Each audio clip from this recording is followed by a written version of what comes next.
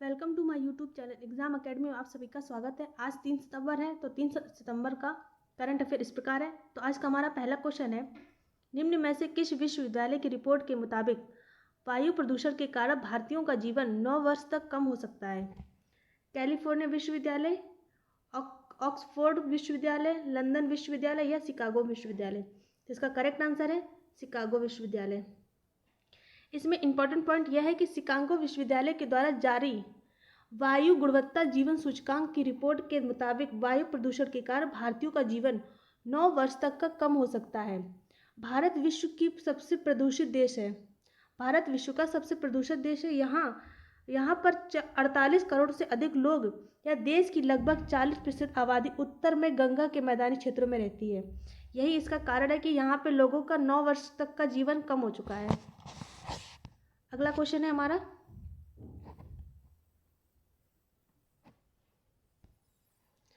जम्मू कश्मीर के अलगाववादी नेता सैयद अली शाह गिलानी का हाल ही में कितने वर्ष की उम्र में निधन हो गया है? 71 वर्ष, 71 वर्ष, 81 वर्ष, 91 वर्ष या 95 वर्ष? तो इसका करेक्ट आंसर है 91 वर्ष। जम्मू कश्मीर के अलगाववादी नेता सैयद अली शाह गिलगानी का हाल ही में श्रीनगर में 91 वर्ष की उम्र में निधन हो गया है। वे 15 सालों तक पूर्व जम्मू कश्मीर राज्य की 87 सदस्यों वाली विधानसभा के सदस्य रहे थे। वे 1972, 77 और 87 में तत्कालीन जम्मू कश्मीर विधानसभा में सोपोर के सदस्य भी रहे हैं। ठीक है, अगला क्वेश्चन है हमारा, सांसद और किस पेशे के से संबंधित चंद मिश्रा का हाल ही में 65 वर्ष की उम्र में निधन हो गया है? ऑप्शन ए वकील, कवि, पत्रकार या लेखक? तो इसका करेक्ट आंसर है पत्रकार थे वे। राज्यसभा के पूर्व सांसद और पत्रकार चंदन मिश्रा का हाल ही में 65 वर्ष की उम्र में दिल्ली में निधन हो गया है। इनके निधन पर राष्ट्रपति रामनाथ कोविंद, प्रधानमंत्री नरेंद्र मोदी और सहित दिग्गज नेताओं ने दुख जताया है। चंदन मिश्रा पायोनियर के editor in chief of managing director भी थे।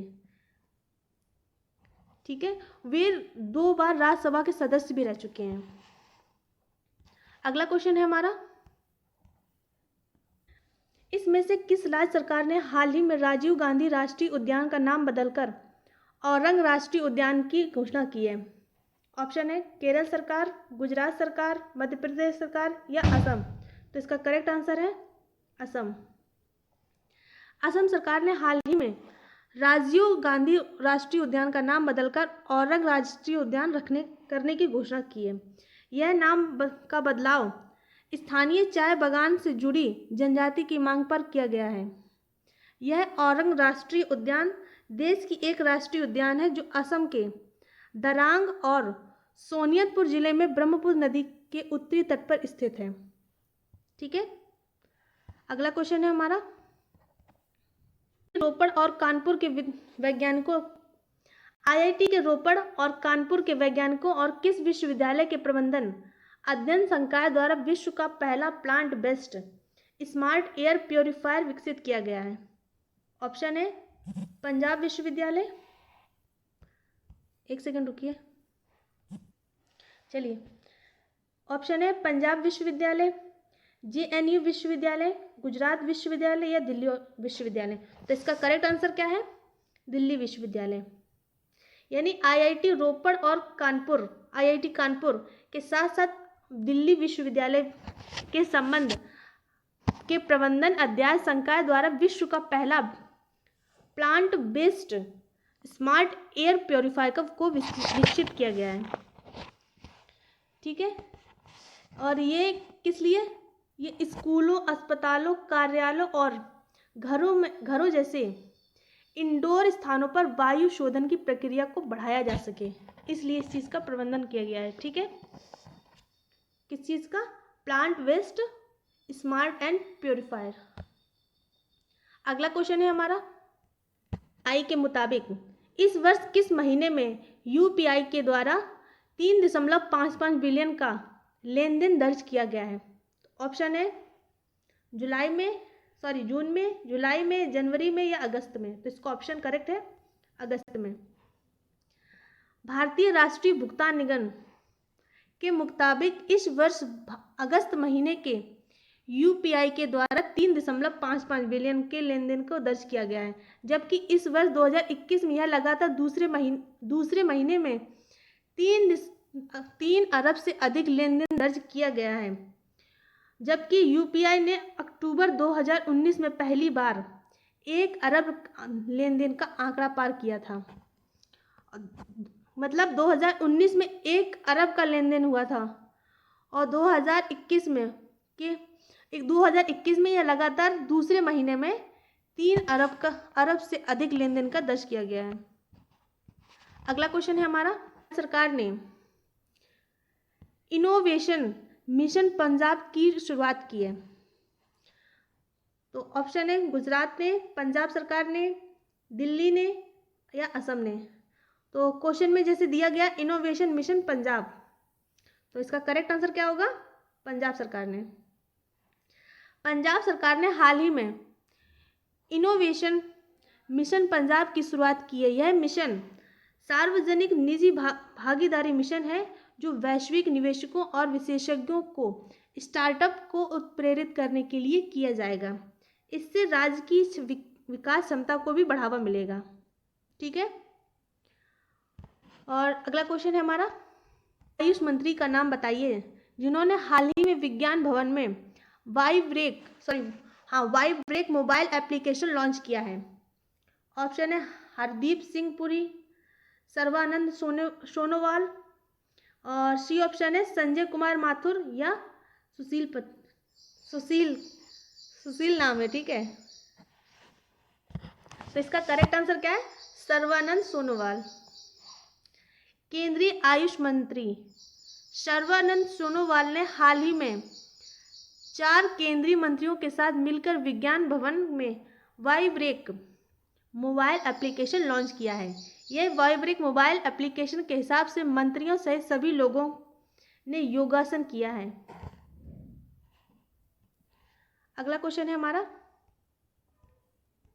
पे ने अपना पॉइंट ऑफ सेल्स व्यवसाय भारत स्वैप शुरू करने के लिए किस बैंक के साथ साझेदारी की है? तो ऑप्शन है Punjab national bank, second option है HDFC बैंक, और थर्ड ऑप्शन है भारतीय स्टेट बैंक, और लास्ट ऑप्शन है एक्सिस बैंक। तो करेक्ट आंसर क्या है? Axis bank.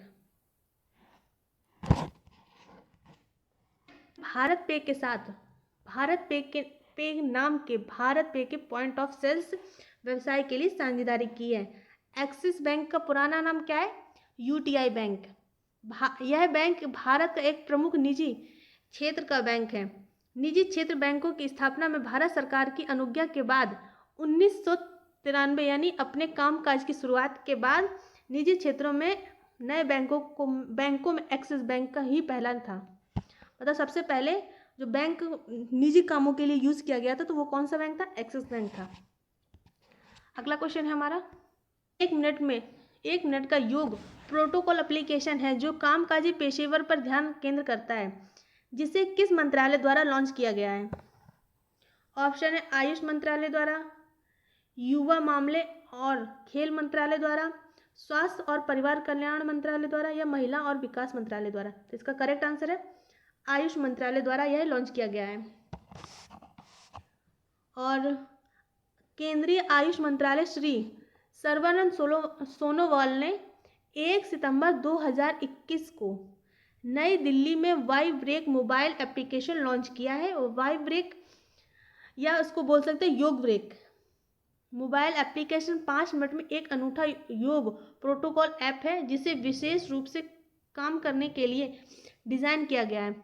पेशेवर को अपनी उत्पादकता बढ़ाने के लिए अपने कार्यस्थल पर तनाव कम करने और ताज़ा करने और फिर से ध्यान केंद्रित करने के लिए इसमें आसन, प्राणायाम और ध्यान शामिल किए गए हैं। ठीक है, अगला क्वेश्चन है हमारा, विश्व स्तर पर किस देश को विश्व नारियल दिवस के रूप में मनाया जाता है? ऑप्शन है सितंबर के पहले गुरुवार को, या सितंबर के पहले बुधवार को, या 1 सितंबर को, या 2 सितंबर को? तो इसका करेक्ट आंसर क्या है? 2 सितंबर को विश्व नारियल दिवस मनाया जाता है। तो इसमें इम्पॉर्टेंट पॉइंट यह है कि विश्व नारियल दिवस 2019 में हर साल 2 सितंबर को मनाया जाता है। यह इस उष्णकटिबंधीय फल को बढ़ावा देने और इसके स्वास्थ्य लाभों के बारे में जागरूकता फैलाने के लिए मनाया जाता है। हर साल 2 सितंबर को विश्व नारियल दिवस मनाया जाता है। इस दिवस को मनाने का उद्देश्य है नारियल की खेती और उत्पादकता को बढ़ावा देना है, और नारियल का उपयोग शुभ कामों के लिए भी और से लेकर सेहतमंद रखने के लिए भी किया जाता है। और जो 2021 का विश्व नारियल दिवस का थीम जो थी, तो इसकी थीम क्या थी? एक सुरक्षित, समावेशी, लचीला और टिकाऊ नारियल समुदाय का निर्माण कोविड-19 महामारी और उससे परे है। तो ये हमारी नारियल दिवस की थीम थी। ठीक थी? क्या थीम थी? एक सुरक्षित, समावेशी, लचीला और टिकाऊ नारियल समुदाय का निर्माण कोविड-19 महामारी और उससे परे है। ठीक है, अगला क्वेश्चन है हमारा, वित्त वर्ष 2022 में मॉर्गन स्टैनली के अनुसार भारत के लिए अनुमानित जीडीपी विकास पूर्वानुमान क्या है? 11.5%, 9.5%, 10.5% या 12.5%? तो इसका करेक्ट आंसर क्या है? 10.5%। अमेरिका स्थित इन्वेस्टमेंट बैंक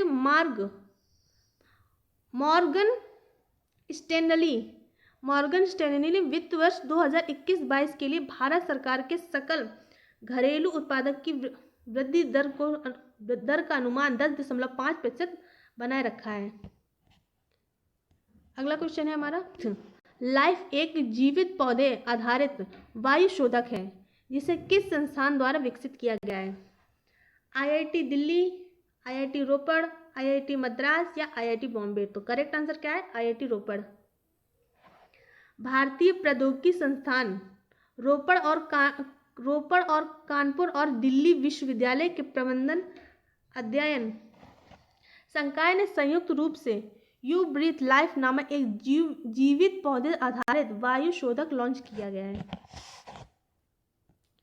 अगला क्वेश्चन है, हाल ही में किस देश ने बिम्स्टेक देशों के कृषि विशेषज्ञों की 8वीं बैठक की मेजबानी की है? किस देश ने? भूटान ने, नेपाल ने, श्रीलंका ने या भारत ने? तो करेक्ट आंसर क्या है? भारत ने वीडियो कॉन्फ्रेंस के माध्यम से बहुक्षेत्रीय तकनीकी और आर्थिक सहयोग देशों के लिए बंगाल की खाड़ी पहल के किसान विशेषज्ञों की 8वीं बैठक की मेजबानी की है। बैठक की अध्यक्षता कृषि अनुसंधान और एवं शिक्षा विभाग के सचिव डॉक्टर त्रिलोचन महापात्र और ICAR के महानिदेशक ने की है।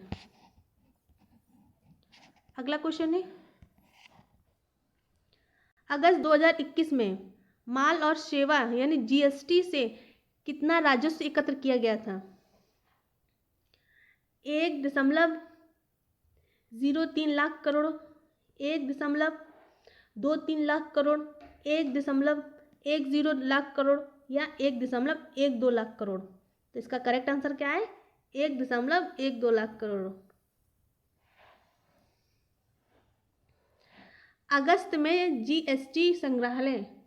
GST संग्रह मामूली 1.12 लाख करोड़ रहा है।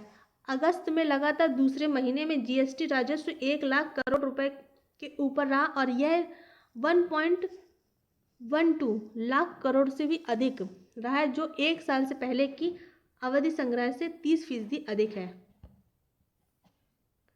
अगला क्वेश्चन है हमारा, केंद्रीय प्रत्यक्ष कर बोर्ड के अध्यक्ष के रूप में किसे नियुक्त किया गया है? कुलदीप सिंह, JB महापात्रा, रशीम आर दास या TV नरेंद्र? तो इसका करेक्ट आंसर है JB Mahapatra. JB Mahapatra CBDT के अध्यक्ष नियुक्त किए गए हैं? उन्होंने केंद्रीय प्रत्यक्ष कर बोर्ड का अध्यक्ष नियुक्त किया है।